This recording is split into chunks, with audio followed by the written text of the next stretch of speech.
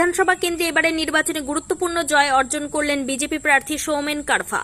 6528 ভোটে তৃণমূল কংগ্রেসের প্রার্থীকে পরাজিত করেন তিনি। এই জয়কে কেন্দ্র করে ভাতার জুড়ে উৎসবের আবহ তৈরি হয়েছে এবং বিজেপি কর্মী সমর্থকদের মধ্যে ব্যাপক উচ্ছ্বাস লক্ষ্য করা গেছে। জয় ঘোষণা হওয়ার পর সাংবাদিকদের মুখোমুখি হয়ে সৌমেন কারফা বলেন, এই জয় শুধু আমার ব্যক্তিগত জয় নয়, এটি ভাতারবাসীর জয়, বিজেপি কর্মীদের নিরলস পরিশ্রমের ফল। তিনি আরও জানান, সাধারণ মানুষের আস্থা ও সমর্থনই তাকে এই জয় এনে দিয়েছে এবং তিনি সেই আস্থার মর্যাদা রাখতে প্রতিশ্রুতিবদ্ধ। নির্বাচনের পর নিজের ভবিষ্যৎ পরিকল্পনা সম্পর্কে কথা বলতে গিয়ে তিনি বিশেষভাবে উল্লেখ করেন ভাতারের প্রয়াত কংগ্রেস নেতা ভোলানাথ সেনের নাম।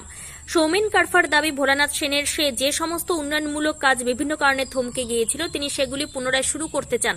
তার লক্ষ্য ভাতারের সার্বিক উন্নয়ন এবং সাধারণ মানুষের জীবনযাত্রার মান উন্নত করা। এছাড়াও তিনি বলেন, আমি ভাতারের দ্বিতীয় ভোলা সেন হতে চাই, অর্থাৎ মানুষের পাশে থেকে কাজ করা, তাদের সমস্যা সমাধানে এগিয়ে আসা এবং এলাকার উন্নয়নে নিজেকে সম্পূর্ণভাবে উৎসর্গ করাই তার মূল উদ্দেশ্য। সব মিলিয়ে এই জয় ভাতার রাজনীতিতে নতুন দিশা দেখাবে বলে মনে করা হচ্ছে। এখন দেখার বিষয় সৌমেন কারফা তার প্রতিশ্রুতি কতটা বাস্তবায়ন করতে পারেন এবং আগামী দিনে ভাতারের উন্নয়নে কিভাবে অবদান। বর্ধমানের ভাতার থেকে শেখ মিলনের report, crime press Bengal news. এই জয় ভাতারের মানুষের জয়, এই জয় বর্ধমান জেলার মানুষের জয়, এই জয় পশ্চিমবাংলার মানুষের জয়। আমরা নিমিত্ত মাত্র, মানুষ আমাদেরকে জিতিয়েছে, আমরা কেউ বড় কিছু নই, আমরা অতি সামান্য ক্ষুদ্র মানুষ। মানুষের সমর্থন ছাড়া এই বিপুল জয় সম্ভব নয়। ধন্যবাদ জানাই জাতীয় নির্বাচন কমিশন, তারা সুষ্ঠুভাবে এত বড় একটা নির্বাচন পরিচালনা করলেন, যেখানে একটা কারুর প্রাণ যায়নি, একটা বোমা চলেনি, একটা গুলি চলেনি। তার জন্য কেন্দ্রীয় নির্বাচন কমিশনকে ধন্যবাদ, প্রশাসনকে ধন্যবাদ। এবং আমাদের দেশের প্রধানমন্ত্রী, আমাদের নেতা মাননীয় নরেন্দ্র মোদীজি এবং আমাদের কেন্দ্রীয় নেতৃত্ব, রাজ্য নেতৃত্ব, জেলা নেতৃত্ব, তারা প্রত্যেক দিন রাজনৈতিকভাবে আমাদের পাশে ছিলেন, ভারতীয় জনতা পার্টির প্রার্থী সংগঠন দলের পাশে। তাদেরকেও ধন্যবাদ, সকলকে ধন্যবাদ। এই জয় ভাতারের মানুষের জয়, বর্ধমান জেলার মানুষের জয়, পশ্চিমবাংলার মানুষের জয়। লড়াইটা কি কঠিন ছিল? দেখুন, লড়াই তো সহজ হয় না, আর যদি সহজ হয় সেটা লড়াই হয় না। সার্টিফিকেট নিয়ে এলেন? সার্টিফিকেট এখন নিয়ে নেব, রেডি হয়নি এখন। ভাতার বাজারে যে প্রচারের যে ঝড় তুলেছিলেন আপনি 1 মাস ধরে, আজকে সাফল্যের পর কেমন লাগছে ভাতার বিধানসভায়?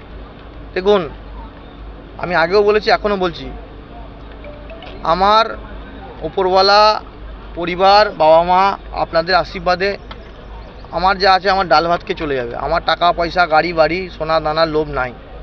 আমার যদি লোভ থাকতে হয়, একটা জিনিসের লোভ আছে, আমি ভাতারের দ্বিতীয় ভোলানাথ সেন হওয়ার লোভ আছে।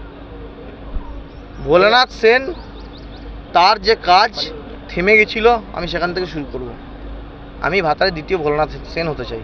এছাড়া আমার দ্বিতীয় কোনো কিছু চাওয়া পাওয়া লোভ নেই।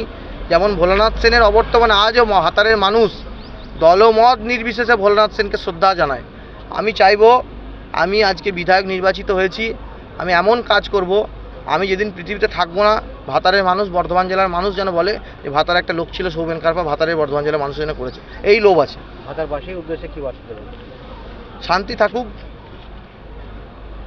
আর আমাদের বিজেপির প্রথম থেকেই যেটা মোটো ছিল, ম্যাসিভ ইন্ডাস্ট্রিয়ালাইজেশন, ম্যাসিভ শিল্পায়ন, ব্যাপক ইন্ডাস্ট্রি, ম্যাসিভ ইন্ডাস্ট্রি, কলকারখানা হবে, কাজ হবে। কর্মীদের উদ্দেশ্যে কি বার্তা থাকবে? কর্মীদের বলবো, সবাইকে নতমস্তকে প্রণাম জানাই। তারা দিনরাত অক্লান্ত করে নিজেদের ব্যক্তিগত জীবন জীবিকা, কৃষি, আমাদের ভাতার তো কৃষি এলাকা, মাঠের চাষ ছেড়ে, ব্যবসা ছেড়ে, পোলট্রির ফার্ম ছেড়ে, যার যেরকম আছে, চাকরি ছেড়ে, প্রাইভেট চাকরি ছেড়ে, নিজের রোজগার অর্থ ছেড়ে, পরিবার চিন্তা না করে দলকে, পশ্চিমবাংলার অবস্থা পরিবর্তনের জন্য, ভাতারের অবস্থা পরিবর্তনের জন্য আজকে চেষ্টা করেছেন। তাদেরকে তো আমি করজোরে প্রণাম জানাই।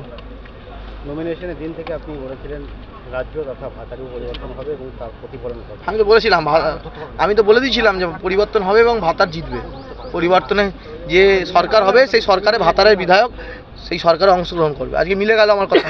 আমি জ্যোতিষ নই, কিন্তু আমি রাষ্ট্রবিজ্ঞানের ছাত্র এবং নিজে একজন রাজনৈতিক কর্মী, সেই হিসেবে আমি বলেছিলাম।